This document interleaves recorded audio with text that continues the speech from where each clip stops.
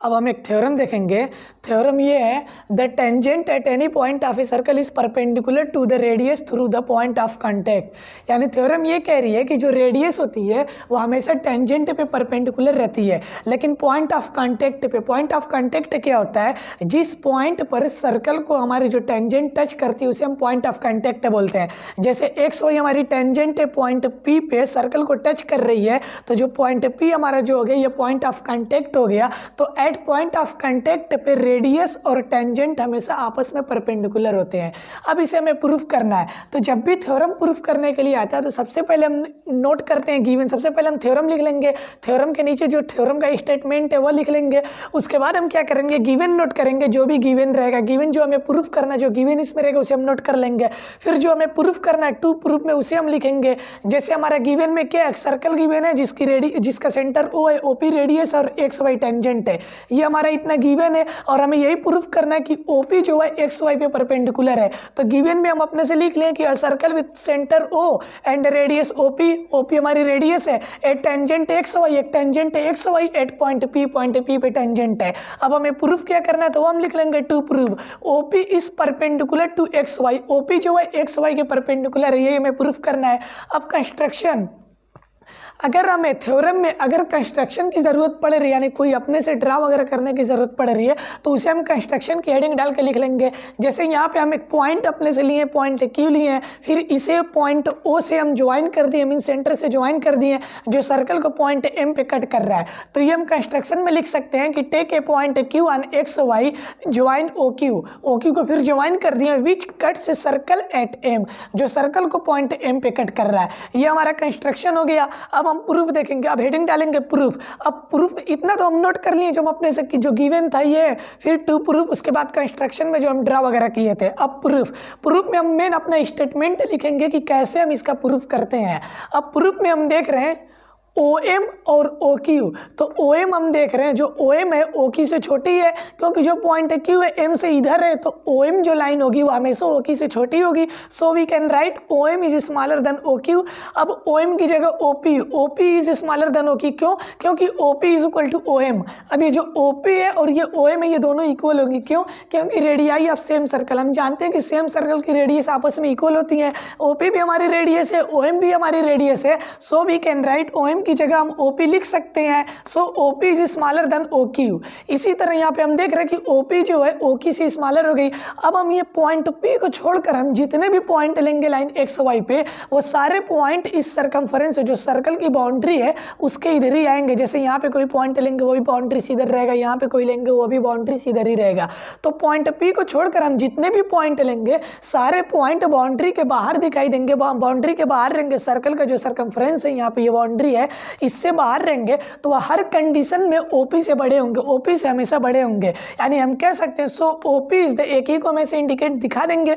उसके बाद हम लिख सकते हैं so OP is shortest of all the distances of the point O to the points on XY। यानी XY पर हम जितने भी पॉइंट्स लेंगे, पॉइंट P की जगह छोड़कर जितने भी पॉइंट्स लेंगे, सारे पॉइंट को जब O से ज्वाइन करेंगे तो वो सारी लाइन जो बनेंगी वो OP से हमेशा बड़ी बनेंगी। सो OP हमारी सबसे स्मॉलेस्ट लाइन होगी, सबसे स्मॉलेस्ट साइड हो गई। और जब ये स्मॉलेस्ट साइड हो गई तो so OP is perpendicular to XY।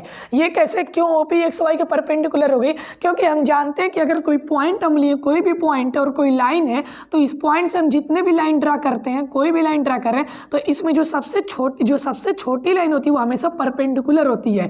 तो यहाँ पे हम देख लिए कि जो OP हमारी है सबसे छोटी लाइन है, तो OP क्या हो जाएगी, परपेंडिकुलर हो जाएगी। क्योंकि ये रूल होता है कि जो सबसे छोटी जो लाइन होती है वो हमारी वो हमेशा परपेंडिकुलर होती है किसी एक पॉइंट से लाइन पे। तो यहाँ पे हम so we can say OP is perpendicular to XY। और यही हमें प्रूफ करना था कि जो रेडियस होती है वो at the point of contact tangent के परपेंडिकुलर होती है। अब टेंजेंट पे क्वेश्चन देखेंगे। क्वेश्चन ये है, a tangent PQ at a point P of a circle of radius 5 centimetre meets a line through the centre O at a point Q so that OQ is equal to 12 centimetre. Find the length of PQ। यानी PQ की length हमें find करनी है, means PQ हमारी tangent है, तो हम कह सकते हैं कि हमें लेंथ ऑफ टेंजेंट फाइंड करनी है।